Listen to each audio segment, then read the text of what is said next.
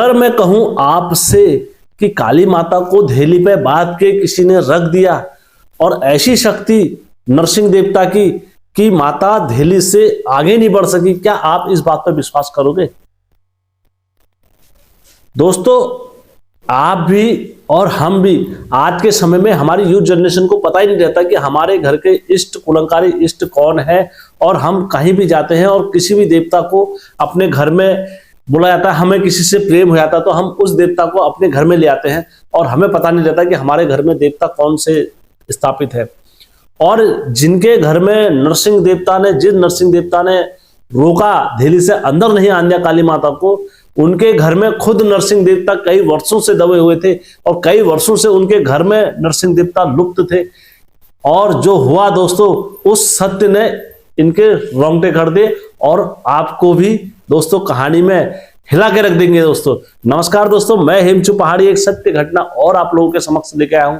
यदि आप पहली बार हेमचू पहाड़ी चैनल में आए हो या गलती से हेमचू पहाड़ी चैनल में आए हो, बस मैं आपसे ये नहीं कहता हूं चैनल को लाइक फॉलो करें, नहीं दोस्तों, आप कहानी पूरी देखें। कहानी पूरी देखने के बाद जिस ईमानदारी के साथ मैं आपको कहानी सुनाता हूं, आप भी उसी ईमानदारी के साथ चैनल को लाइक करें, सब्सक्राइब करें और शेयर करें। फिर दोस्तों अगर कहानी अच्छी लगती है तो, और नहीं लगती है तो दोस्तों फिर मैं नहीं कहता हूं आपसे सब्सक्राइब करें। तो दोस्तों हमेशा की तरह वीडियो में आगे बढ़ने से पहले चैनल का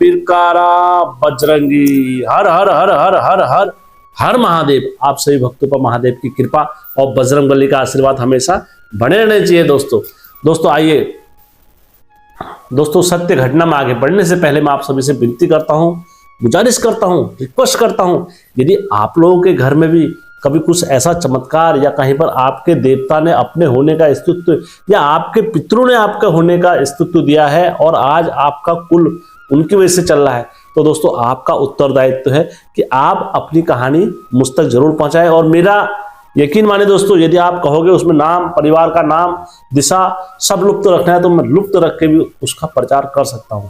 बस मुझे पता होना चाहिए कहानी सच्ची है। तो दोस्तों सत्य घटना में आगे बढ़ते हैं। दोस्तों यह कहानी मेरे पास आई है, हिमाचल प्रदेश से आई है। हिमाचल प्रदेश में उत्तराखंड के वो लोग थे पहले और वो हिमाचल प्रदेश बच चुके थे। अब ऐसा तो है नहीं कि कोई कहीं भी बच जाएगा और उसके अगर देवी देवता जो है तो वो अपने घर के इष्टों को या किसी को भी भूल जाते हैं, तो आने वाले टाइम पर उनके घर के इष्टों ने उनकी याद नहीं लाते हैं। तो ऐसे कुछ हुआ दोस्तों। दोनों पति पत्नी एक अच्छी पोस्ट पर, उच्च पोस्ट पर निर्धारित थे और सरकारी पोस्ट पे, और दोस्तों केंद्र सरकार की जॉब में वो थे, राज्य सरकार की जॉब में नहीं थे, केंद्र सरकार की जॉब में थे दोनों लोग पति पत्नी, जिनका राज्य सरकार से चलता था भरण पोषण। तो इतनी अच्छी पोस्ट पे होने के कारण पत्नी जो थी हर हमेशा, अब उनको ये तो था नहीं कि आज के समय में दोस्तों आपको भी पता है, सबको पता है कि हमारे यूथ जनरेशन को यही पता नहीं कि हमारे घर के देवता कौन से थे, कौन हमारे घर के कुल देवता थे। ऐसे ऐसे हमारे पहाड़ों में देवता रहते हैं जिनके नाम लोगों को अभी तक पता ही नहीं होगा, क्योंकि कभी भी कोई कहानी सुनता है देवी देवताओं की तो वो भी आश्चर्यजनक रह जाता है कि यार ऐसे भी देवता होते हैं क्या। तो उसी प्रकार से इनके घर के इष्ट जो थे वो नरसिंह देवता थे, कुलंकारी इष्ट बोले जाते थे नरसिंह देवता। अब इनकी कई पीढ़ियां हो गई थी, तो अब इनके घर में जागर वगैरह लगते थे, घर में नरसिंह देवता अवतार ही नहीं लेते थे, कई वर्षों तक ऐसे हो गया। तो अब इनके दादा लोगों ने पूजा होगा तो अवतार ही नहीं हुआ तो देवता, तो इनने भी फिर धीरे धीरे अपने बच्चों को कहा चलो यार काम पर जाओ, कोई नहीं होता है, चलो तुम काम करो, ये परेशानियों करा, सारी चीजों को नजरअंदाज करा। तो अब ये क्या हुआ, रेखा और अशोक दोनों का नाम रख देता हूं। रेखा और अशोक क्या हुआ, ये हिमाचल प्रदेश में चले गए जॉब करने। अब दोस्तों अक्सर रेखा का मन क्या करता था, वो धार्मिक काम भी करा करती थी। कभी जैसे किसी को फल दे दिया या किसी को कुछ दे दिया, और उनका माँ के प्रति एक अलग ही रुझान था, अपनी माँ के प्रति, अपनी माँ के लिए और अपनी माँ के प्रति और अपने हमेशा माँ की एक अलग ही छवि उनके दिल में बसती थी। तो दोस्तों, जैसे कि आज आप सभी को पता है आज मदर्स डे भी है, तो आप सबको मदर्स डे की हार्दिक शुभकामनाएं। जितनी भी माताएं मेरी कहानी सुन रही है उन सबको मदर्स डे की हार्दिक शुभकामनाएं। और आप जो कोई भी अपनी माता से स्नेह करता है, प्रेम करता है, उन सबको कोटि कोटि नमन और कोटि कोटि मेरा दंडवत प्रणाम। और माता के तेरा साया मैं तुझको थाम लूं, उठ। Happy mother day. आज हमारी मम्मी को बहुत बहुत शुभकामनाएं मदर डे की। मम्मी बहुत शुभकामनाएं। आज हम 3 जने यहाँ पर मम्मी का साथ आज लगे हुए हैं अपनी मम्मी के साथ। आज हम पहले मदर डे बन रहा है। दिवस की आप सबको बधाइयाँ हो। तो दोस्तों, अब क्या हुआ, रेखा का हमेशा माता के लिए कहीं पर ना कहीं पर रुझान और माता के लिए अपनी करुणा अलग ही दिखती थी, ये कहने की बात नहीं है। तो ऐसी समय आगे बढ़ा तेजी से। तो रेखा कभी भी बड़े बड़े मंदिर जाती थी और हमारे पूर्वज, जो कहावत है हमारे पूर्वजों की, पूर्वज हमारे कहते थे कभी भी कहीं कोई जाते हैं मंदिरों में या कहीं पे कुछ जाते हैं तो वहां से कभी कोई ऐसी चीज नहीं लेकर आनी चाहिए कि यार हम कहीं भी मंदिर में जाते हैं और वहां से कुछ भी उठा के ले आते हैं। हो सकता है क्या पता किस भाव में आपके साथ भगवान चल के आ जाए। तो ठीक रेखा भी एक जगह मंदिर गई काली माता के, और काली माता के मंदिर गई तो वहां पर इन्हें प्रसाद वगैरह चढ़ाया तो माता इनसे प्रसन्न हो गई। काली माता प्रसन्न हो गई तो माता इनके साथ स्नेह के साथ इनने एक छोटी सी मूर्ति रखी और अपनी गोद में रखी और उसको मूर्ति को इतने लाड प्यार और स्नेह के साथ ये घर को लेके आए कि जैसे कि कोई अपने बच्चे को लेके आता है। इतना स्नेह उन्होंने इतनी मूर्ति से करा, और इतना स्नेह जब इन्हें उस मूर्ति से करा तो दोस्तों बोलते हैं ना, अगर पत्थर से भी प्रेम करोगे तो पत्थर में भी प्राण आ जाते हैं। और हमारी उत्तराखंड की कहानियों में है ऐसी कई ऐसे वीर है जो पत्थर से भगवान बने हैं। जैसे हमारे, मैं आपको बता भी देता हूँ, गोलू देवता के जो भाई हैं बोले जाते हैं, उनकी माता काइनारा ने जब पत्थर को, सिलबट्टे को अपने हृदय से लगा के रखा था तो उससे भी देवता प्रकट हुए हैं। तो ऐसी ये इस स्नेह से उसको लेकर आए ना दोस्तों। जब कभी भी तुम किसी से प्रेम करते हो या किसी की भक्ति करते हो या किसी के प्रति तुम्हारी चाहत हो या किसी के प्रति स्नेह हो, तो दोस्तों वो जब दिखता है दुनिया तुम्हें पागल बोले और तुम वो काम कर रहे हो तो तुम्हारे लिए वो, तुम्हारी नज़रों में वो सही है, भले दुनिया की नज़रों में वो खराब है, तब जाके तुम उसकी नज़रों में श्रेष्ठ बनते हो। कैसे? अगर कोई लड़की किसी के साथ विवाह करके भागती भी है तो दुनिया उनको पागल बोलती है, लेकिन वो भाग जाती है। तो वैसी भक्ति जो होती है वो भगवान के प्रति होनी चाहिए। लोग तुम्हें पागल बोले, लोग तुम्हें खराब बोले, लोग तुम्हें नफरत से देखे, लेकिन तुम्हारी भक्ति क्या होनी चाहिए? उस प्रभु के प्रति अटल होने चाहिए, उस प्रभु के प्रति स्नेह होने चाहिए, तब जाके ये भक्ति दिखती है। तो ठीक उसी प्रकार से इन्होंने वो मूर्ति को इतना स्नेह और इतने लाड प्यार से लेकर आए कि वो मूर्ति में समझ लो प्राण आ गए। और जब प्राण आ गए तो दोस्तों अब ये घर में लेकर आए, अपने घर में लेकर आए तो दोस्तों अब इनके घर में तो जोगियों का वास हुआ। और वो बहुत भाग्यशाली लोग होते हैं, वो बहुत किस्मत वाले होते हैं जिनके घर के इष्ट जोगी होते हैं। मैं नरसिंह देवता की बात नहीं कर रहा हूं। यदि आपके घर के इष्ट फूल फकीर देवता है या नरसिंह देवता है या श्याम जो हो गए या हरजो हो गए या गंगनाथ जो हो गए, जो कोई भी हमारे जोगी स्वरूप भैरव बाबा हो गए, कोई भी देवता अगर जोगी स्वरूप आपके घर में है तो दोस्तों आप बहुत भाग्यशाली हो, क्योंकि जोगियों से स्वयं भगवान भी डरते हैं। यदि आप सच्चाई और अटल और अपने निष्ठा मार्ग पर चल रहे हो दोस्तों, तो आपको दुनिया की कोई ताकत नहीं डगमगा सकती है। ये जोगियों का प्रताप होता है, ये जोगियों की ताकत होती है। और ठीक उसी प्रकार से जब ये किसी अपने बाहर से किसी माता को अपने साथ लेके आई, काली माता को, तो दोस्तों वो माता की मूर्ति तो अंदर आ गई, लेकिन वो माता दिल्ली से अंदर नहीं आ पाई। कितना जोर लगाया, कितना कुछ करा दोस्तों, वो नहीं आ पाई।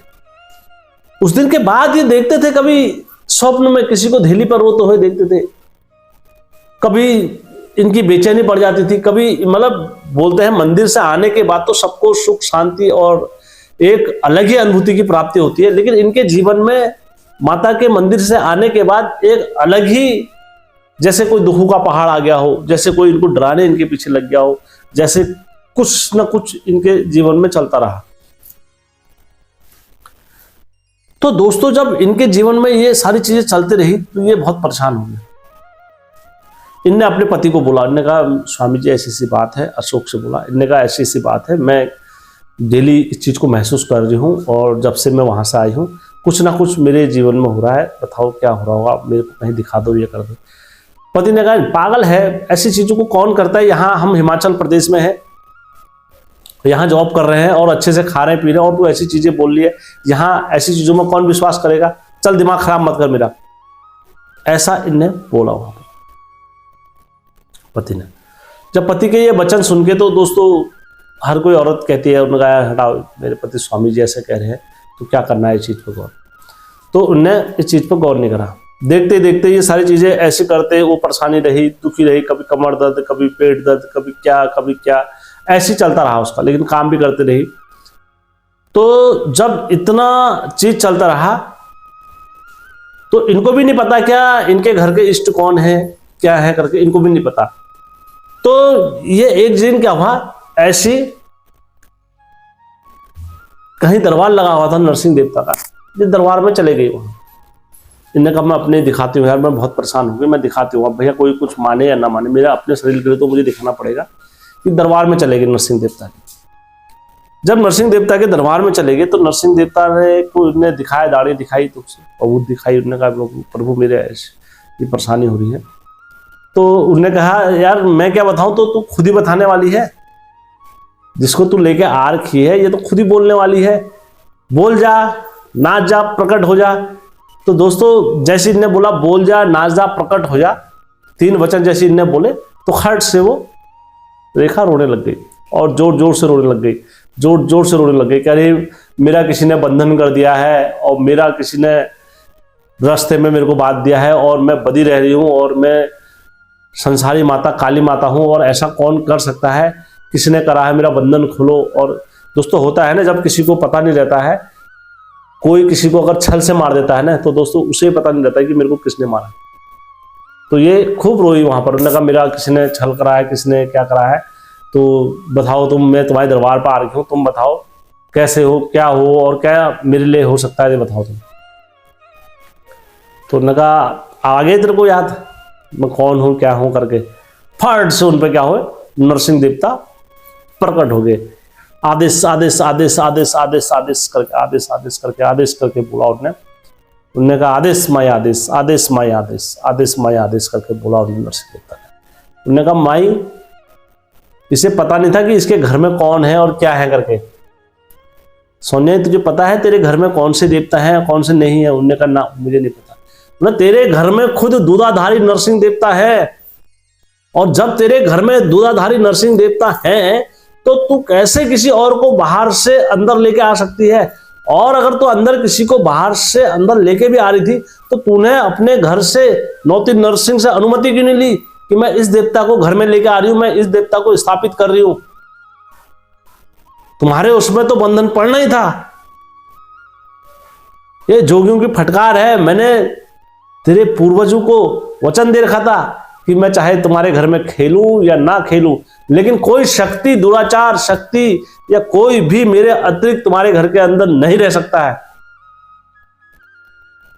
और अगर किसी माता को तुम लेके भी आ रही थी या किसी देवी को तुम लेके भी आ रहे थे तो साध्विक रूप में उसे बना के लेके आते, पहले उनसे वचन लेते कि तुम साध्विक रूप में हमारे घर पर रहोगे, ये नहीं कि तुम बलि रूप में नरसिंह देवता के सामने किसी को भी बैठा दोगे।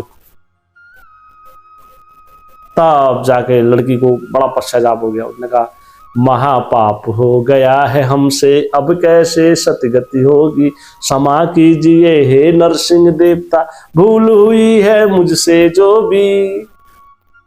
तब जाके नरसिंह देवता ने उन्होंने कहा देख मैं ये माता का जाल काट रहा हूं, ये माता का मैं बंधन खोल रहा हूँ, और आज के बाद जहां से जो माता को लेकर आई है तो वहीं रखना है। और यदि तू माता को पूज रही है तो माता का बाहर मंदिर बना, क्योंकि माता तेरे साथ स्नेह में आई है, माता का मंदिर बाहर बना, बाहर पूज माता को, हम मना नहीं कर रहे। लेकिन अगर तू हमारे साथ में रखेगी माता को, स्वाधिक रूप में रहेगी, नरसिंह के साथ अगर माता रहेगी काली माता तो स्वाधिक रूप में रहेगी। और इसके अतिरिक्त तुमको कुछ पूछना है तो पूछ लो, कहा उनसे। उन्होंने कहा नहीं, मैं मेरे जो ये सारी चीज का दुख कलेश हो रहा था तुमने आते ही सारी चीजें बोल दी है, तो ये कैसे हो पाया, अब कैसे हम इसको आगे कर रहा रीति करेंगे, आप बताओ प्रभु हमें। तो नरसिंह देवता ने उन्हें बताया उनको एक शीश फल लेकर आना और उसको बाहर फोड़ना और बलि देना, और बलि देने के बाद माता के सामने नतमस्तक होना, नतमस्तक होने के बाद ही माता का बाहर से मंदिर स्थापित करना, और उसके बाद ही मैं तुझे सात्विक रूप में अंदर मेरी जो पूजा करना, तो अपने घर में 9 नरसिंह की पूजा कर, और तेरे घर में हम नरसिंह देवता हैं स्वयं, तुझे कहीं बाहर जाने की जरूरत नहीं। तब अब दोस्तों कोई भी बोलेगा यार कैसे काली माता कैद हो सकती है, कैसे ये हो सकता है। दोस्तों नाथ पंथियों की ताकत का अंदाजा मैं नहीं लगा सकता हूँ और नहीं आप लगा सकते हो। नाथ पंथियों का अंदाजा तो स्वयं माता भी नहीं लगा सकती है, क्योंकि जोगी अगर आ जाए सामने तो दोस्तों जोगी कभी भी किसी को श्राप देके उसका घमंड को चकनाचूर कर सकता है। जोगियों के सामने चाहे वो त्रिलोकपति नारायण हो या शिवजी हो या माता हो, कोई भी हो, अगर जोगी सच्चाई पर है और सच्चा जोगी अगर तुम्हारे दरबार पर आ रखा है, तुमने उसकी अवहेलना कर दी तो वो तुम्हारी जिंदगी भर की जोड़ी जायदाद को पल भर में धूल बना के जा सकता है। दोस्तों सच्चा जोगी ये होता है। दोस्तों काली माता दुनिया की सबसे बड़ी तंत्र मंत्र की दाता बोली जाती है। काली माता को बोला जाता है, ऐसी कोई दुनिया में ब्रह्मांड में शक्ति नहीं जो काली माता को बाद में। और उससे बड़ी जो शक्ति बोली जाती है, जिस शक्ति के सामने, काली माता के सामने तो कोई भी जा सकता है, लेकिन अगर उससे बड़ी शक्ति बोली जाए तो कामाख्या देवी। कामाख्या देवी के सामने कोई शुद्ध देवता जाता ही नहीं। कामाख्या माता का जो मंदिर है और करुण गांव में, वहां से अंदर को बुलाया जाता है, तो वहां पर पूरे साधु जो अघोर विद्या और ये विद्या सिद्ध करने के मकसद से जाते हैं, वो कामाख्या देवी माता जाते हैं।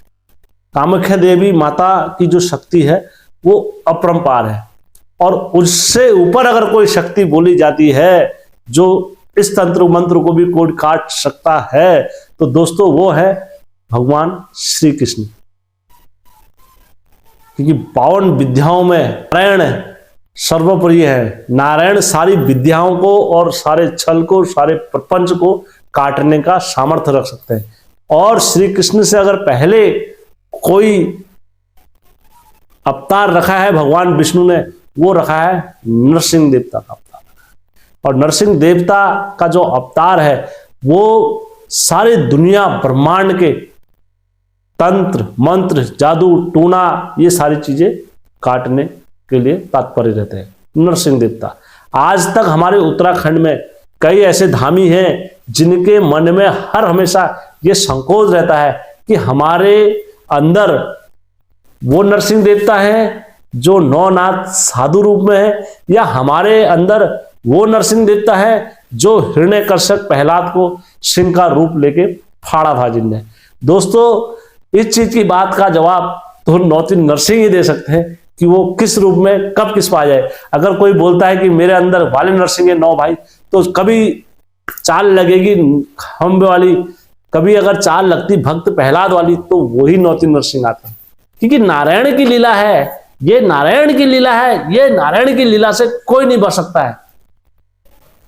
नारायण को जब खेल लगाना होता है तो तुम्हें इन्हीं चीजों में उलझा के रखेंगे कि ये वो वाले देवता है, ये वाले देवता है, ये वाले देवता है, ये याले देवता है। तो सर्वप्रिय जो है नारायण है।